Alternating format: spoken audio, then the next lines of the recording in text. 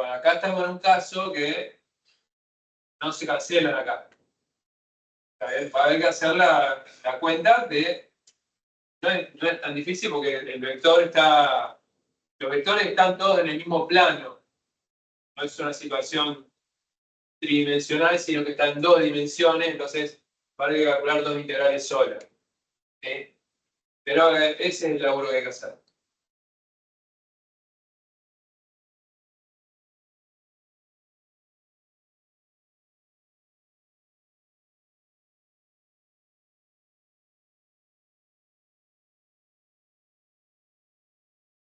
Escrito es eso. Claro. En vez de escribir las coordenadas en forma de par ordenado, separada por punto y coma, la X y la Y, lo estoy escribiendo como suma de 2 vectores. Estoy diciendo, che, esta flechita azul se arma sumando esta flechita negra con más esta flechita negra. O sea, un vector es la suma de sus componentes. Y estoy escribiendo cada componente bien como vector. Entonces, cuando yo tenga que agarrar y armar, tipo, che, ¿quién es la contribución al campo total que hace todo ese sector semicircular? Perdón, el cuarto vecino. Y ya sabemos que es integrar esto, ¿no?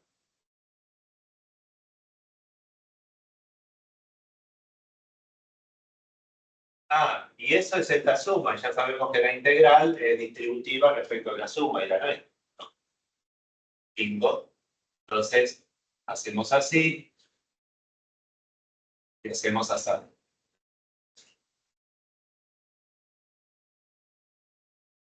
Entonces, eso es lo que les decía, che, 2 integrales. No una integral 2, otra cosa, 2 integrales. ¿Estamos? Cada una tendrá una variable de integración. ¿Estamos? El resultado que me dé esta integral va a ser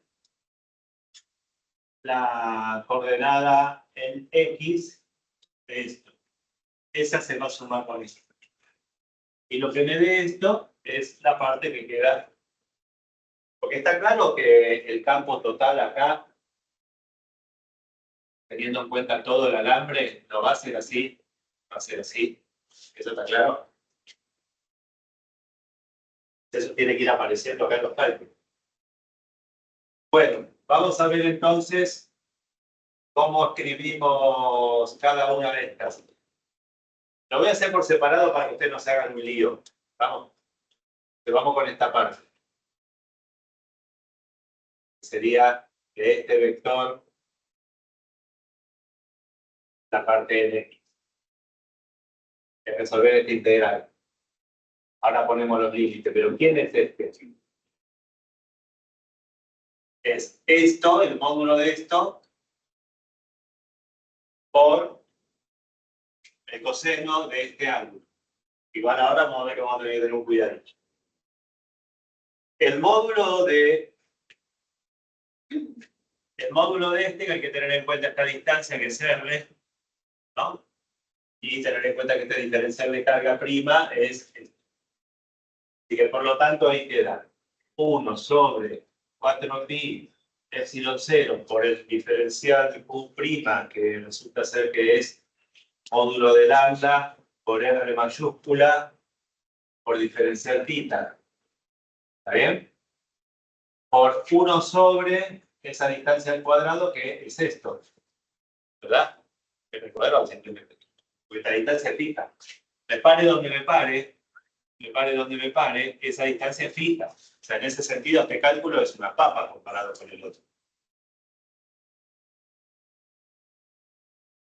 Además, R es constante, así que ni siquiera, por más que pareciera algo raro, es prueba de directamente puede pegar una E elevado.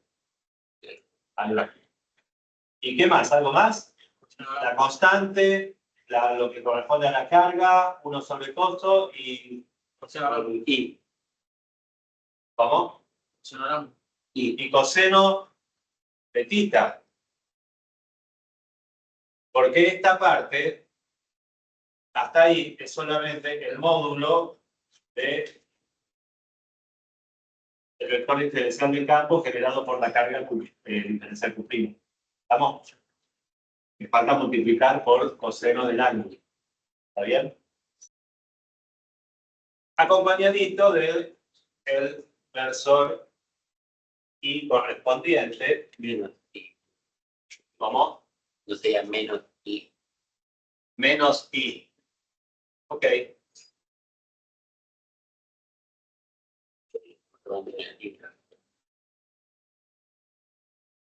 No, pero la frenotina. Los límites de integración. A ver. Los límites de integración. A ver.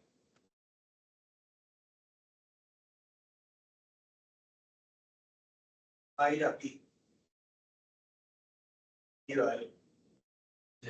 Sí, Pasa no sé cuánto. de medio pi a pi. Y el 3/4 de Acá hay que tener cuidado, porque ustedes podrían decir, bueno, che, pero los ángulos se miden así, vos encima tenés el positivo para allá, entonces, cuando arrancás con un diferencial Q acá, que mirándolo de esta manera podrías decir que θ vale 0, yo te podría decir, medilo desde acá, es pi ese ángulo. Y cuando el diferencial de Q llegue al borde acá y esto esté así, vos me digas 90 grados, sí, bueno, en este caso 90 grados. Entonces diríamos, los límites van de pi a pi medio, ¿no? ¿O no? Porque estás haciendo el giro en sentido el sentido horario, que es el contrario a lo que nombramos en ángulo siempre como sentido positivo de giro. ¿Claro? Hay que respetar la convención. Perfecto. Perdón, o sea, no tiene nada que ver con dónde estoy ubicado en la diferencial del campo, lo que me permite ya. No, en realidad tiene que ver con lo que me hizo agregar él. Sí, pero tiene que ver con lo que me hizo agregar él en realidad. Porque si yo ese menos no lo agregaba, yo no lo iba a agregar. Él lo nombró, listo, lo puse. Si no lo nombraba, yo no lo agregaba.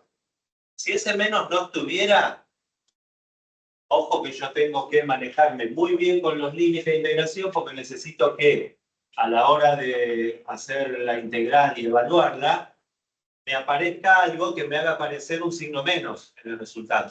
Porque yo sé que la contribución horizontal de todos estos, va a dar para este lado, al igual que los adolescentes. Si quieren, son vectores que están, si uno pone en un sistema cartesiano, están en el segundo cuadrante. Claro. Por eso él dijo, bueno, como estamos calculando la componente X, ¿no? Yo sé que como eso está en el segundo cuadrante, va a ser negativa. Le ponemos el menos. Cuando uno mete el signo ahí de prepo, uno lo que tiene que hacer es trabajar los ángulos como si estuviesen todos en el primer cuadrante y después te fijas, el signo lo tenés que poner vos a mano. Como si Que no no está mal, no está mal. Pero tienen que tener mucho cuidado como escriben los ángulos. Si no, el signo no lo ponen, ese menos ahí no lo ponen, pero hay que escribir muy bien los límites de los ángulos, ponerlo como corresponden, tomando el 0 sobre el gx, y como decía Ricardo, ahí iría desde pi a pi sobre 2. Por ejemplo, es más fácil verlo en este que lo dejé dibujado acá en el medio. Claro. Yo miro el ángulo y te digo, el ángulo θ ahí. Sí, pero yo lo quiero nombrar, o sea, de ponerle el valor. Tengo que empezar a contar desde acá. Entonces va a ser 180 menos esto. Porque yo voy a necesitar que el ángulo se mida desde acá hasta ahí. O sea, que ponerle que esto sea 30 grados, bueno, en realidad va a ser 150, el valor que tuviera que utilizar. Si yo quiero hacer todo prolijo para que solito al resolver la integral me devuelva un vector con signo negativo. Pero como yo lo puse a mano, porque yo ya sé que esto tiene que dar para allá, entonces después me hago el hit y miro esto y digo, sí, esto va de cuando esté acostadito así, esto es 0 hasta 90, punto. O sea, lo miro como si en realidad yo estuviese con el primer vector así y el último vector así. Entonces después de 0 a 90. Los miro como si estuvieran en el primer cuadrante. Sí, es como comparar, no sé, el coseno de 150, como decía recién, con el coseno de 30. Cambian de El signo. valor absoluto vale lo mismo, ¿no? Pero hay un signo de diferencia que te indica que el cuadrante está. Cuadrante esto es eso. No, ni más ni menos que eso. Bueno, De 0 a entonces acá los límites de integración van a ir de 0 a pi sobre 2. Claro, con ese menos ahí va de 0 a pi sobre 2. Menos de así. Sin el menos irían de pi a pi sobre 2. Esto para pensarlo, ¿eh? Ojo. No, tampoco acá lo explicamos, van a decir que sí, después se van a distraer 2 segundos, lo van a volver a pensar y van a decir, no, ahora no me sé. Sin el signo es de pi a pi sobre 2. Sí, Claro, exacto. Y con el signo sería de. Así, con el signo. así como está ahí. Sí. Poniéndolo a mano. No, Eso, si está bien escrito, de cualquiera de las dos formas, o sea, tiene que dar igual. ¿Sí? Sí, pero tiene que estar bien hecho. Si lo hacen bien, cualquiera de las dos maneras van a llegar al mismo resultado. Tienen que ser consistentes con cómo están escribiendo las cosas. Háganlo como lo entiendan mejor. ¿Sí? A mí me gusta poner los ángulos como corresponde, midiendo siempre como hay que medirlos, y que el signo se acomode solo con la función. Pero es una cuestión, o sea, antes lo hacía así, qué sé yo. Como lo entiendan mejor. entonces, ¿Sí? Bueno, o sea que lo bien diferente. Hay que integrar coseno. ¿Cuál es la integral del coseno? Ahora pasamos al integral. Ya lo discutimos. no, sí quería saber, porque lo está anotando sin el menos 1 al Sin comienzo. poner el menos, irías de pi a... Perdón, ya me va. Y por el menos y de pi a pi sobre 2. ¿Está bien? Sin poner.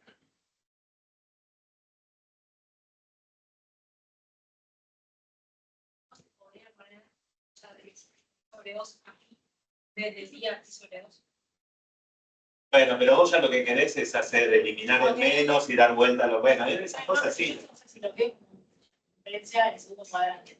Hacerlo como quieras, pero que esté coherente con la decisión de todos. Bueno, entonces, ¿cuál es la integral? ¿Cuál es la primitiva de coseno? Pi a pi sobre 2. Basta, basta. ¿Cuál? No, la primitiva de coseno. La primitiva de coseno de menos seno. ¿Sí? ¿Están seguros? No, pero no. No, pregunto porque siempre se confunde. Era seno dice por ahí. Menos seno dice por ahí. ¿Cuál es? No, yo pensando en lo que dijo ella. Si lo tirás para Seno, si lo tirás para otro lado, acá tiene que integrar igual. seno. Da exactamente lo mismo. Si lo integrás al revés, poniendo los ángulos de la Basta, Horacio, que tenés que empezar a igualar Gauss en 5 minutos. No, está mal que lo pienses así, porque da lo mismo. Tiene que dar lo mismo. Por eso yo te decía, que tiene coherencia con tu planteo, perfecto. Es la cuenta. Bueno, dale, che. La primitiva de coseno. Es seno. Ah. Bueno. Lambda sobre... Acostúmbrense a traer la tabla en la carpeta, ahí, la tabla de integrales. Digo, la van a usar de acá. Entonces, entre 0 y pi sobre 2, se acabó la discusión y acá un menos. Bueno, seno de pi sobre 2 es 1. Seno de 0 es 0. 1 menos 0 es 1. Así que esto directamente queda así. De la contribución que hace en la parte curva, componente X, es menos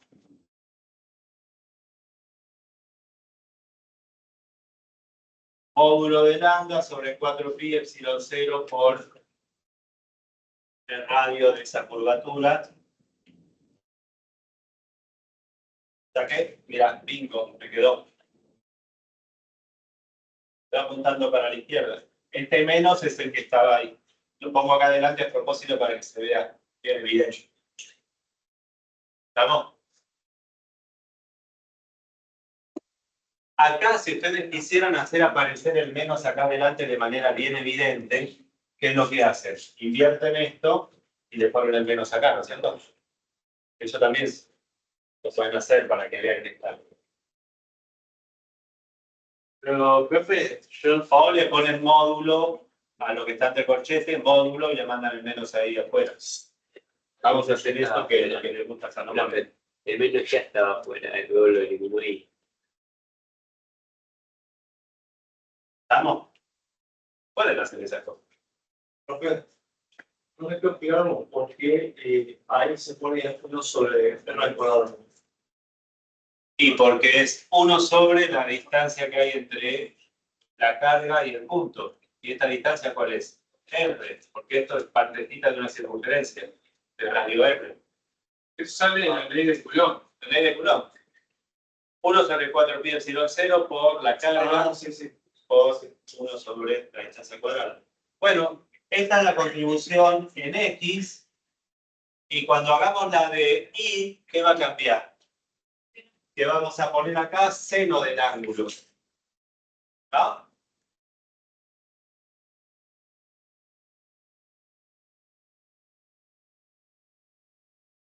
De 0 a pi sobre 2 también va el ángulo, ¿no? Entonces la parte de E, 2, componente I, ¿cómo me va a quedar? Todo este planteo es lo mismo. Bla, bla, bla, bla, bla, bla, bla, bla, bla, bla. O sea que voy a integrar sobre la parte de la trigonométrica, así que lo que me va a terminar quedando es esto afuera de la función. Esto es lo mismo, aparece el r cuadrado, esto de 0 a pi sobre 2, pero ahora voy a integrar la función seno. Y esto va en J versor. Yo sé que da para escribir. Entonces acá, ¿cuál es la integral de la función seno? Profe, no sería. La primitiva, perdón. ¿En cuánto? Menos coseno. Entonces vamos a tener que hacer el menos coseno evaluado de 0 a pi sobre 2.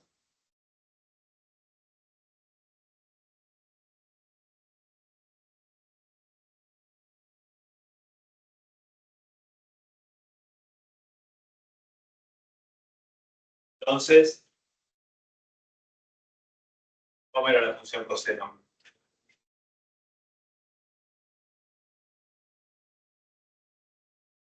Pi sobre 2, pi, medio pi. Entonces, no sería J. ¿cómo? No, está leyendo, sería J. Sí. Coseno de pi sobre 2. ¿Cuánto vale coseno de pi sobre 2? 0. 0. Entonces yo tengo menos 0, menos coseno de menos 0, menos 1. Este menos es el de regla de Barrow. Sí, es 1, perdón.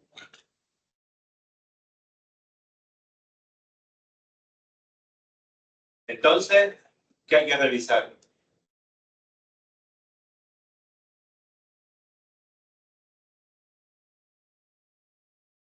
Porque todo esto nos va a dar menos 1. Desarrollo de del Barrow acá. ¿No? ¿Verdad? ¿Te da menos 1? Daría. Entonces nos indicaría que da para acá, la componente vertical. No, para nada. No, daría menos 1. Porque el menos sería un paréntesis. Menos 0, No, pero ¿cuánto vale? coseno de 0 de. Ah, este me está bien, yo había puesto bien. Este menos es este. Está bien. Ah, pero sí. Este es Barrow. Este es por regla de Barrow. Está positivo. Y este es por esto. Ahí da positivo 1, está bien. Perdón. Entonces, la contribución vertical de la parte curva es, da 1, es lambda.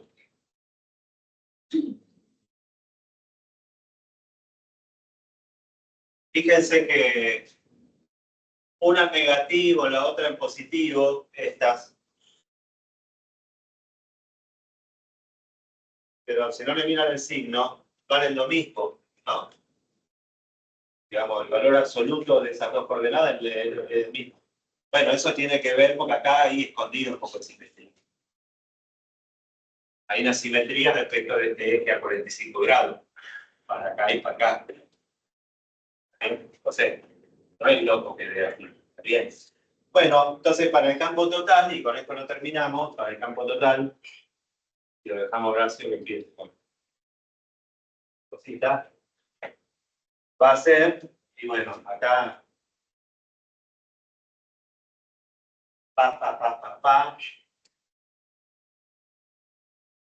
menos, lambda, módulo, sobre 4pi epsilon p. Ya voy a poner lo que queda al hacer la suma, ¿eh?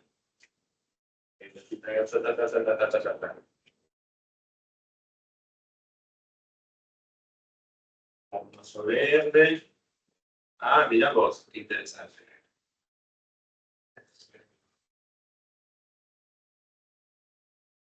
Qué interesante.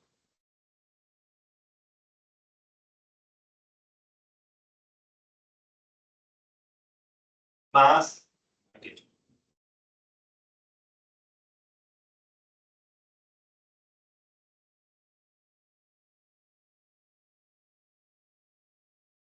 Acá si hacemos distributivas se dan cuenta que lambda sobre 4pi epsilon 0 por r va a aparecer como término menos por menos más, me aparece positivo y acá tengo exactamente lo mismo negativo. ¿Se dan cuenta de esto? Entonces solamente me va a quedar ¿qué cosa? Déjalo. Perfecto. Profe, ¿de dónde salió el 1 sobre XP? Ahí abajo. ¿Esto? No, de abajo el. ¿Está? Sí. ¿Esto? Pero es del 2, estamos hablando del 2 solo ahí. Ese es el campo total. Perdón, total, dije. Me equivoqué. Total. Sí. Total. Pero así quedan. ¿Qué?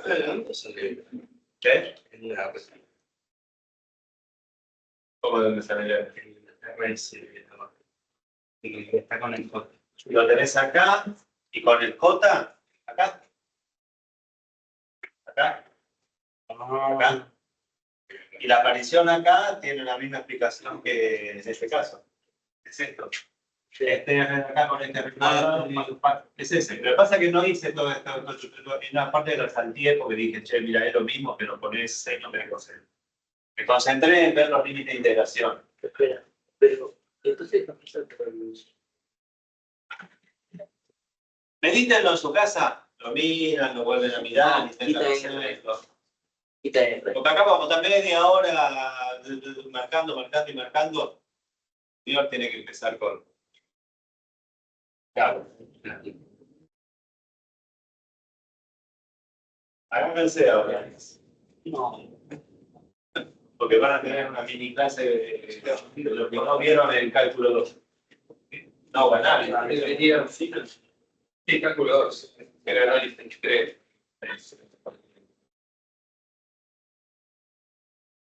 Vamos a borrar. ¿Cómo? No,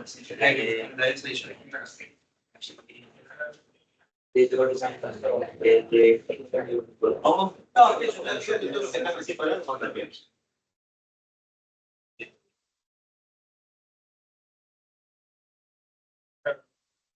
¿Qué presentar? Vamos a ver hasta dónde podemos llegar, porque a la mañana nos dimos cuenta de algo. Ya acá dicen que tuvieron cálculo 2 y no entendieron nada. Que yo escuché ese comentario. Profesor o profesora, ¿quién fue? Fabián Miraño. ¿Ese puede? Cálculo 1. Ah, bueno. Cálculo, bueno. No, ese no sabe nada. Acá tardaron en contestar primitiva. Fabián, ¿no? Fabián fue alumno. Por eso no aprendió nada. No, pero nosotros le dimos física general a él. Sí, viste. Nadie lo preparó en matemáticas. Nosotros no tenemos nada que ver. Pero si quieren le damos el correo electrónico de los profesores que estuvo él. Acá no, ¿no? Medio pesado. Muy estricto, ¿no? Se enoja en clase. También te lo pinta de chifla. Por no ya sé. En esta época él tenía unos rulos así.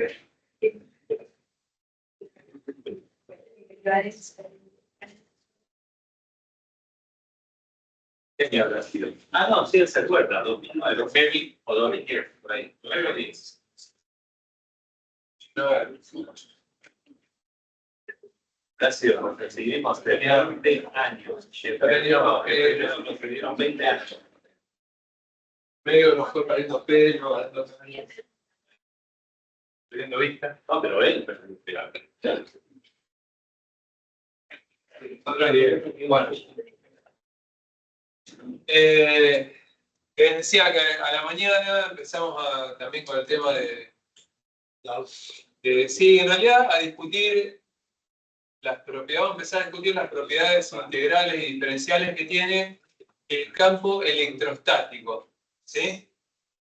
No el campo eléctrico en general, porque hay algunas diferencias con algunas cosas. Si yo hablo de campo eléctrico en general, uno puede tener campos eléctricos que cambien en el tiempo para una determinada posición del espacio. Hasta ahora nosotros venimos laburando y vamos a seguir trabajando con campos que son estacionarios, ¿sí? En esta parte de la materia. Por eso estamos en electrostática, está todo quieto, ¿sí?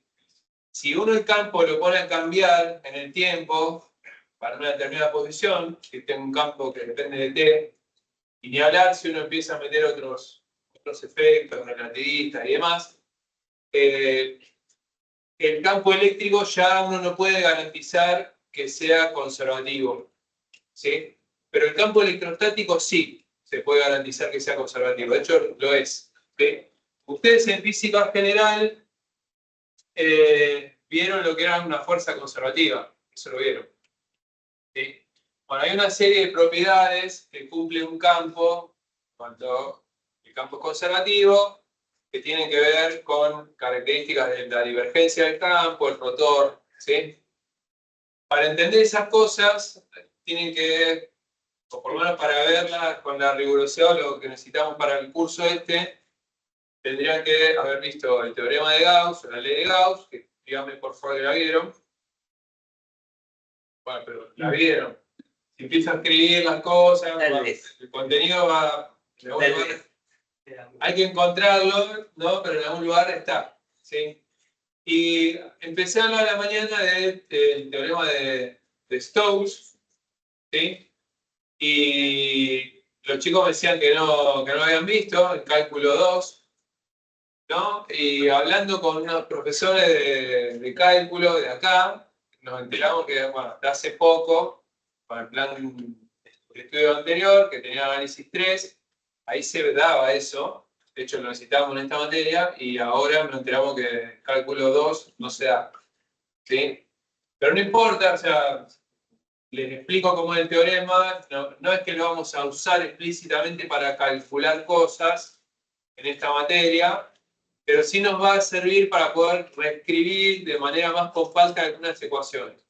Entonces, más o menos uno tiene que tener la idea de qué trata el teorema. Así que voy a contar en este ratito que nos queda algunas de esas cosas, algunas de esas propiedades, que nos van a servir para todo el curso, no solo para la parte del campo eléctrico, sino después para cuando tengamos campo magnético, ¿sí? Después vamos a ver dentro de poco función potencial, ¿está bien? ¿Cómo se relaciona, por ejemplo, la función potencial con el campo eléctrico? ¿Sí? Ustedes en física general, como les decía, vieron lo que era una fuerza conservativa. ¿Sí? ¿Qué características tenía una fuerza conservativa? ¿Se acuerdan? Había ciertas propiedades matemáticas y físicas que tenían que tener una fuerza para poder considerarla como fuerza conservativa. No todas las fuerzas son conservativas, ¿estamos de acuerdo? ¿Cuáles son las fuerzas que son conservativas? De las que vieron física general. Creo que vieron dos principalmente. La elástica, muy bien. ¿Y cuál otra? Esa es una energía. No, el rozamiento es no conservativo, justamente. La gravitatoria, bien, la gravitatoria. Una de las características que tenía una fuerza conservativa es que si yo calculaba el trabajo de la fuerza en un camino cerrado, esa integral, ¿cuánto daba? Bien, daba 0. Esa es la principal propiedad, ¿sí? En matemáticas, en física también, calcular una integral, eso se llama calcular la circulación del campo, ¿sí? Calcular el campo integrado a lo largo de una curva cerrada. Eso tiene el nombre de circulación. La propiedad esta lo que nos dice es que si tengo no solo una fuerza conservativa, sino un campo conservativo, y un campo conservativo, esa integral va a dar 0. ¿Sí? Bueno, el campo electrostático va a cumplir con esa propiedad. Si yo le calculo la integral en una curva cerrada, esa integral va a dar 0. ¿Sí?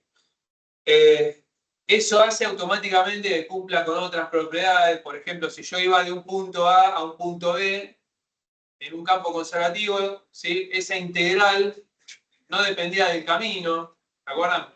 Fue por distintos caminos, que era lo que uno hacía con, por ejemplo, con el trabajo de la fuerza peso, ¿sí? Y de ahí uno podía definir lo que era la energía potencial gravitatoria, ¿no?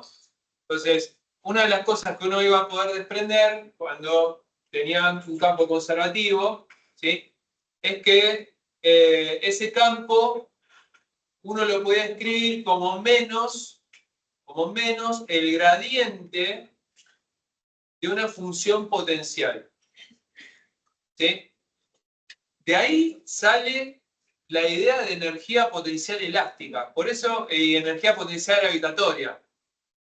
Si yo tengo un campo que es conservativo, voy a poder encontrar una función. Esto ya lo estoy diciendo en una definición matemática. Yo tengo un campo vectorial, ese campo conservativo. Eso me garantiza que yo voy a poder encontrar una función que la voy a llamar potencial, que cuando le calculo el gradiente y le cambio de signo, recupero el campo. ¿Sí? Ahí lo voy a explicar todas esas cosas ahora. Estoy contando la historia, ahora lo voy, por eso. Hoy en la mañana también había dudas entre lo que era el gradiente, lo que era la divergencia, lo que era el rotor. Estuvimos charlando un poco de eso, de estos teoremas que los vamos a necesitar. ¿Sí? Por eso estoy tratando de llevar lo que vamos a ver ahora a lo que vieron en física general, como para que puedan establecer una correlación entre una cosa y la otra, porque en el fondo es más de lo mismo. ¿Sí? Por ahí con un poquito más de rigurosidad lo vamos a ver acá, pero las ideas son las mismas. ¿Está bien? Acá en vez de estar, podríamos estar hablando de fuerza eléctrica, pero de lo que vamos a hablar es de campo eléctrico. ¿Qué diferencia hay entre la fuerza y el campo? Y si yo conozco el campo, una vez que conozco el campo, yo sé que coloco una carga y automáticamente va a aparecer la fuerza. ¿Sí? Si yo al campo lo multiplico por la carga, tengo la fuerza. ¿Está bien? Entonces, pensar en el campo eléctrico como campo conservativo es como pensar, equivalente a pensar en una fuerza conservativa. ¿Sí? Entonces, repito, el campo eléctrico va a cumplir con esas propiedades, el electrostático va a cumplir con esas propiedades, que si yo calculo, ¿sí?, la integral en un camino cerrado da 0, y eso me garantizaba que la energía se conservaba, por ejemplo. ¿Sí? Si esa integral no fuese 0, cuando yo hago un ciclo cerrado, no se conservaría la energía. Yo podría en cada ciclo, en ese campo, si no fuese conservativo, podría estar sacando energía o tendría que estar aportando energía. ¿Sí? ¿Qué es lo que pasa si yo hago eso con la fuerza de rozamiento? ¿No? Yo apoyo esto acá arriba y digo, bueno, lo voy a llevar de acá hasta acá, haciendo un camino así circular, salgo de acá, hago todo este recorrido, la energía ahí no se conservó. Para poder hacer ese recorrido yo tuve que aportar ahí energía. ¿Sí? ¿Por qué? Porque está la fuerza de rozamiento, que es una fuerza disipativa. ¿Sí? Cuando yo calculo esa circulación, eso no da 0. ¿Sí? En el caso gravitatorio, sí. Yo hacía un recorrido, podía ganar energía potencial, pero esa energía potencial después la recuperaba. El balance daba 0, todo eso. ¿Está bien? Así que bueno, eso nos va a llevar a que uno va a poder definir, así como uno pudo definir una energía potencial gravitatoria, también se va a poder definir una energía potencial eléctrica. ¿Sí? Si uno habla de fuerza eléctrica. Y si uno habla de campo eléctrico, lo que se va a poder definir es un potencial eléctrico. No energía potencial, sino potencial a secas eléctrico. ¿Sí? Que eso es lo que uno mide en voltios. Entonces, cuando hablan del voltaje de una pila, una batería, ese valor en voltios, ¿sí? Ese es el potencial. Y no es otra cosa que la energía por unidad de carga. ¿Sí? Eso lo vamos viendo de a poco. Va a ser muy útil porque el potencial, lo mismo que pasaba con la energía, la fuerza era vectorial, pero la energía era escalar. Entonces, muchos problemas de física general, en vez de calcularlos por dinámica usando fuerzas, lo podían calcular como por energía, ¿sí? Para sacar velocidades, aceleraciones, podían usar las energías. Acá va a pasar lo mismo. Cuando veamos potencial, van a ver que muchas veces va a ser más fácil obtener el potencial de una distribución de carga, y a partir del potencial, usando estas propiedades que estoy mencionando ahora, uno va a poder recuperar el campo eléctrico. ¿Sí? Sería como a partir de la energía potencial gravitatoria, una vez que la calculaste, recuperar la fuerza gravitatoria.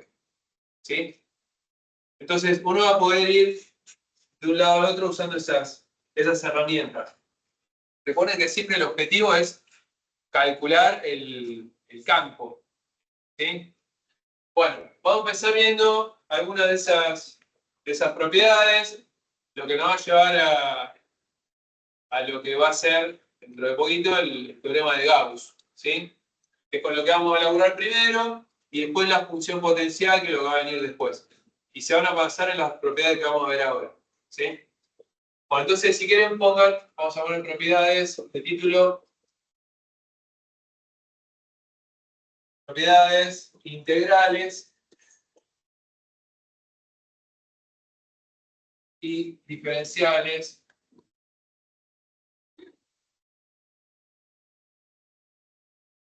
del campo electrostático.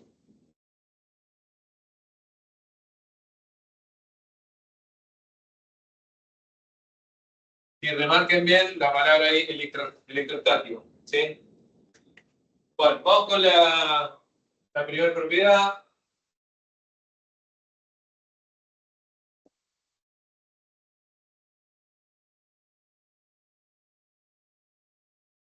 ¿Sí? Bueno, anoten, pongan que la primera propiedad pone de manifiesto el hecho, o expresa el hecho, o escribanlo como quieran, de que el campo electrostático es conservativo. ¿Sí? O sea, la propiedad física es que el campo eléctrico es conservativo. El electrostático. Entonces, campo electrostático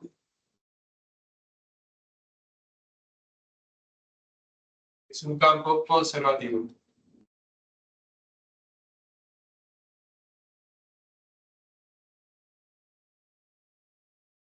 ¿Sí? Bueno, en consecuencia, si uno en un ciclo cerrado, si el equivalente a hacer el trabajo de una curva cerrada, el trabajo del campo en una curva cerrada, ¿sí? Ese trabajo vale 0. ¿No? Entonces no es otra cosa que calcular la circulación del campo. Yo hago la integral en una curva C cerrada, este símbolo lo conocen, ¿no? ¿Sí? La curva C puede tener la forma que yo quiera, la condición que tiene que cumplir es que es cerrada. ¿Sí? ¿De quién? Del campo, producto escalar, el diferencial de desplazamiento, es una integral de línea, esta, y por eso estoy poniendo la L. Esto es lo que uno llama circulación.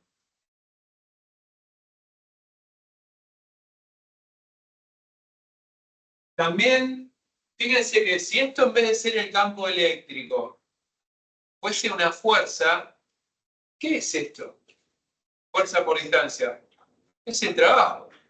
Entonces, muchas veces lo van a ver escrito como el trabajo del campo, o el trabajo del campo electrostático, el trabajo del campo eléctrico. Estamos calculando el trabajo, pero no de una fuerza, sino de un campo. ¿Sí? Bueno, esta integral ya dijimos, ¿cuánto vale? En este caso, 0. ¿Sí? Entonces, esta es la primera propiedad. ¿Está bien? Bueno, esta es una propiedad macroscópica, a escala macroscópica, ¿sí? Vamos a ponerlo eso, propiedad macroscópica.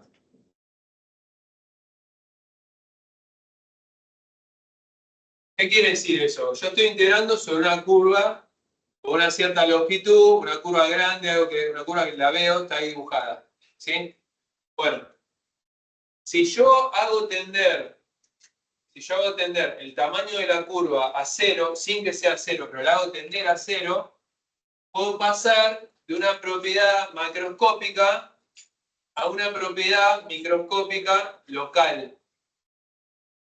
¿Sí?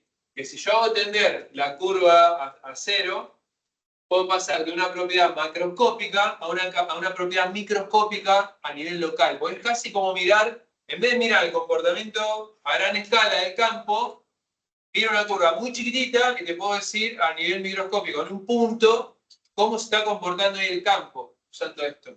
¿Sí? Bueno, eso se conoce como rotor, como calcular el rotor del campo. ¿Sí?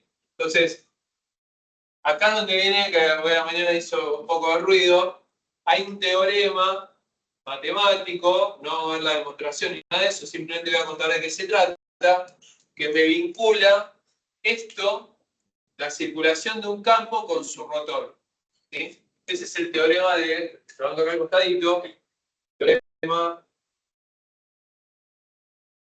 de Stokes. Lo pueden buscar, si lo buscan, googleenlo, no sé, o en Wikipedia, o en cualquier libro de análisis lo van a encontrar si quieren leer un poquito más dentro. ¿Sí? Pero básicamente lo que dice es lo siguiente: si yo tengo una curva cerrada,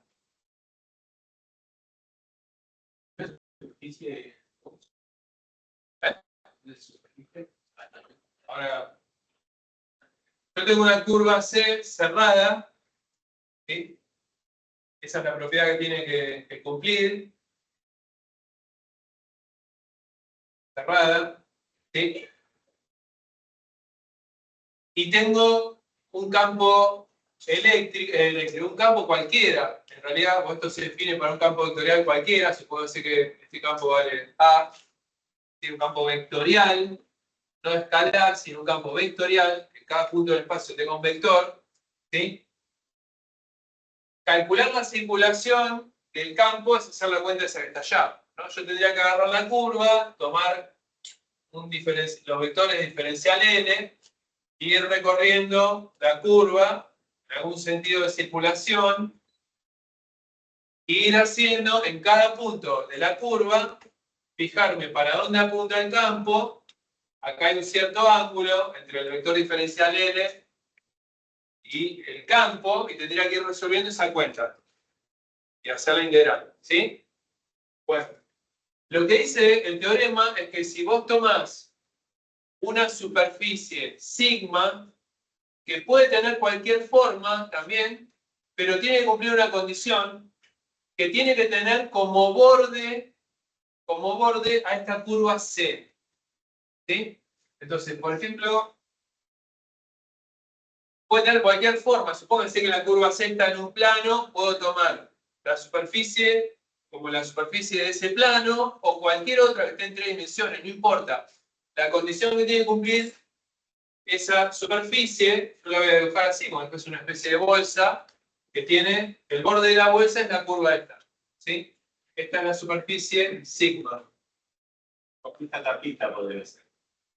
El borde acá es la curva y toda la chapa de la tapita es la superficie. Puede estar atravesada por un campo. Le pongo así, sigma, que es la superficie cuyo borde es la curva C. ¿Está bien? Esa es la condición. ¿Sí? Bueno, lo que dice el teorema de Stokes es que si yo agarro y calculo la circulación del campo A de la curva C, ¿sí? Esa circulación, esto por supuesto se puede demostrar, obviamente, es un teorema, ¿sí?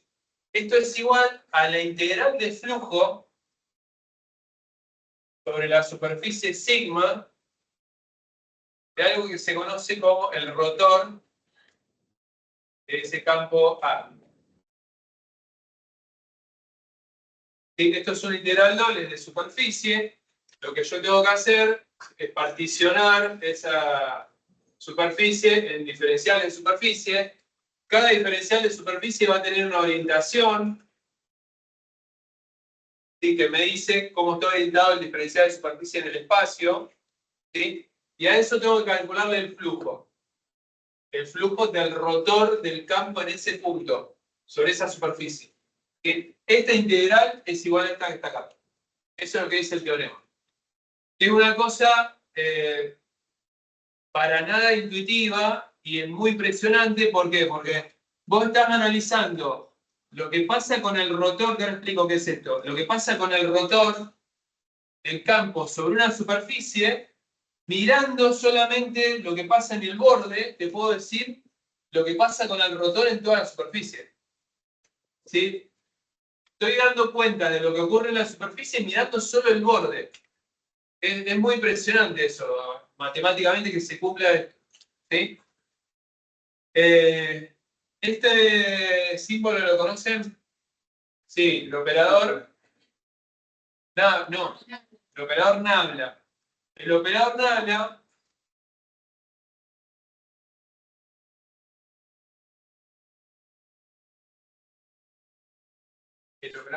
es este. Es una delta pero da vuelta. ¿Sí? Es un operador vectorial en cartesianas. ¿Cómo es? Conocen las derivadas parciales en cada una de las componentes, en las direcciones de cada una de las componentes, de lo que sea que esté, sobre lo que esté aplicado. Y la derivada respecto de X, respecto de Y, respecto de Z. Esto es en cartesianas.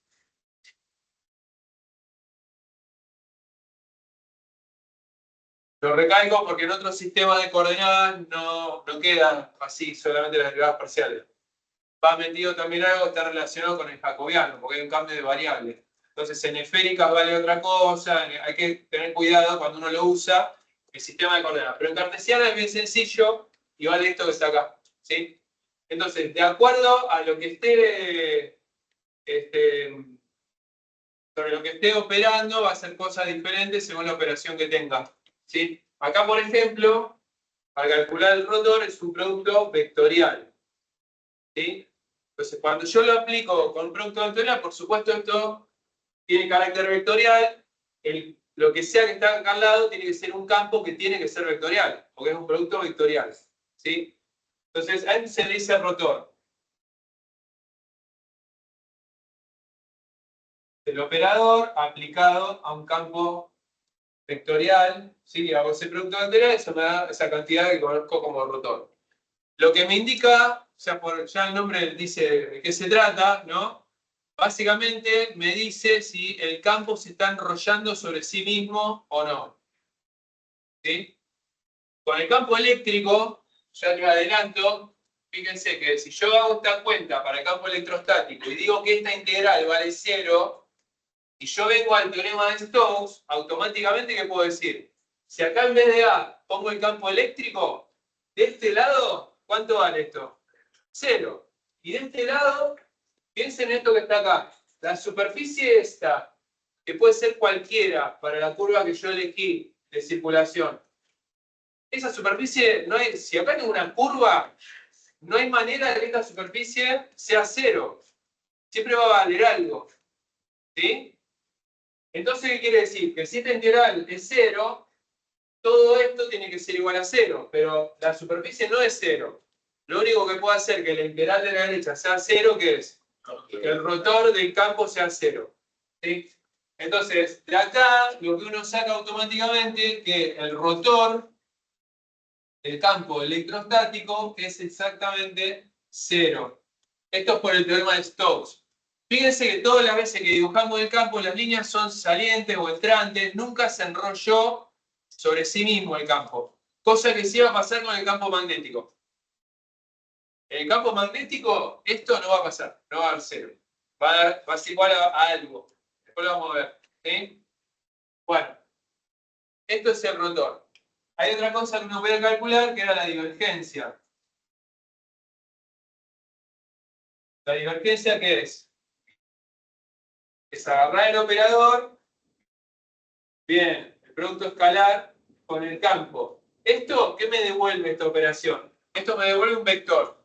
¿Esta operación qué me devuelve? Un número, un escalar.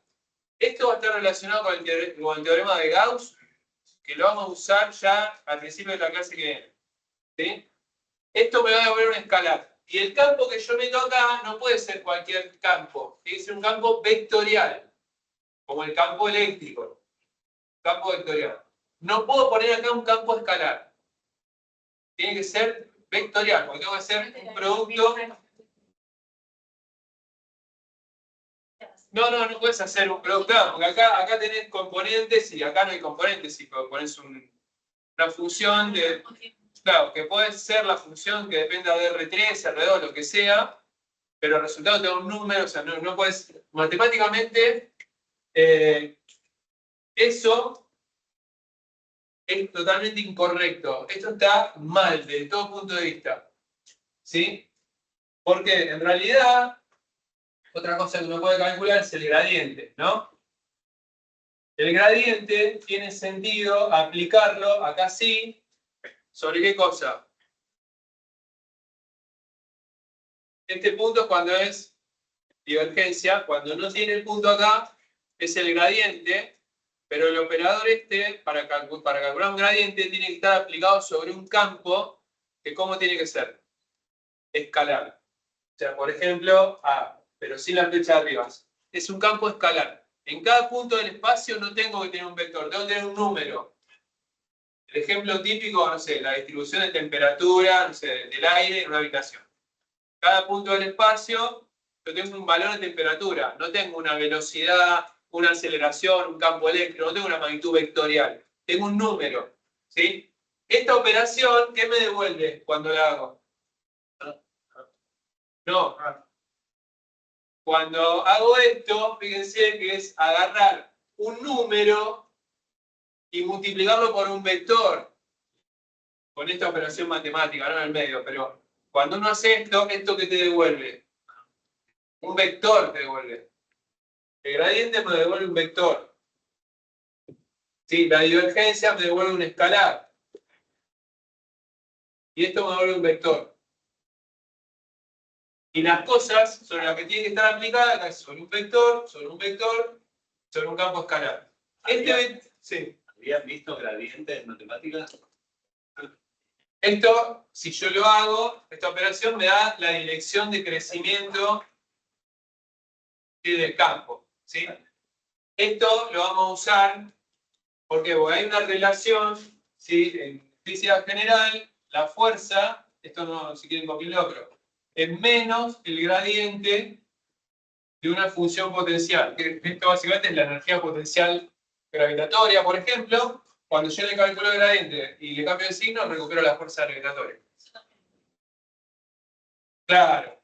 Bueno, acá uno va a poder hacer lo mismo, como este campo es conservativo, uno va a poder definir una función potencial, que va a ser el potencial eléctrico, que cuando le haga esta operación matemática, que es calcularle el gradiente, como vimos recién, con ese operador, recupero el campo eléctrico.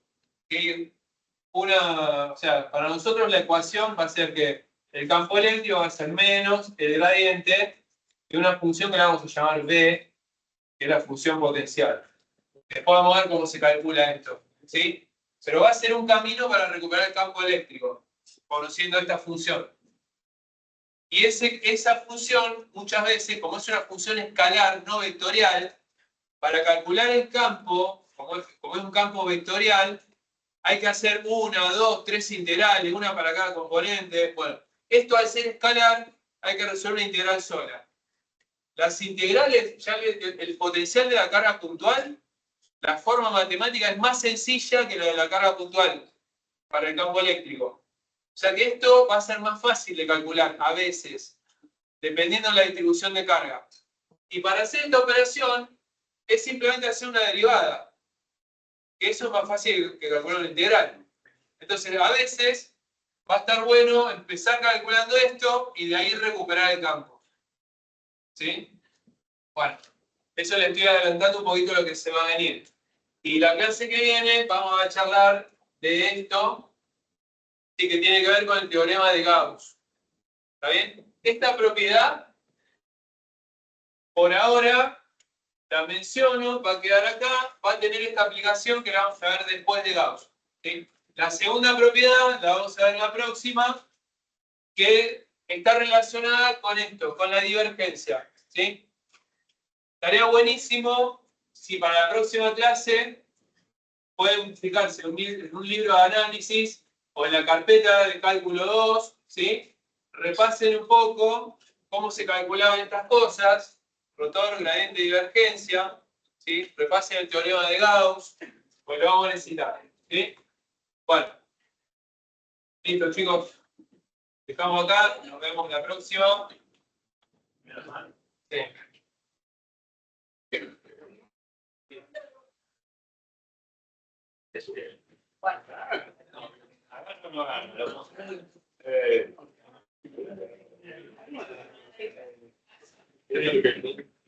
Ahí, lo pongo adelante, ¿verdad?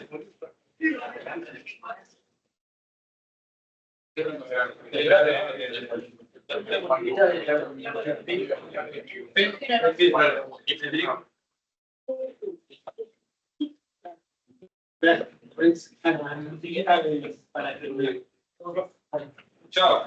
Chao. Pero porque la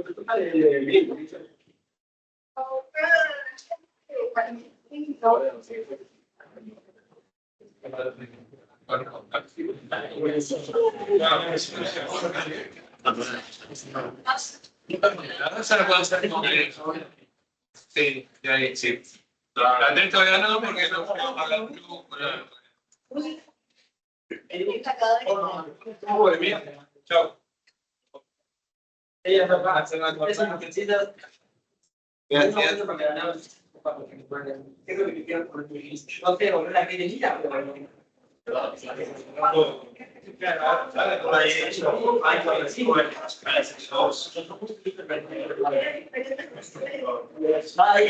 un montón de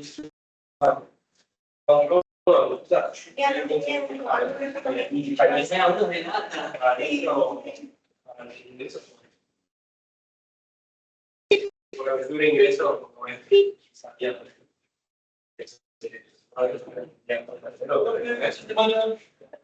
Se supone que es automático. Lo último, para la clase que viene,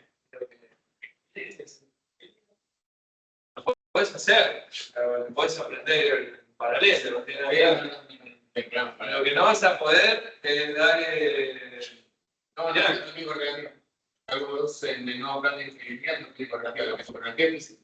No, pero al final de esta, tío, No, me parece ¿no tiene cálculo de cuantitativa? lo verifiqué en el momento que ustedes dijeron eso, lo verifiqué.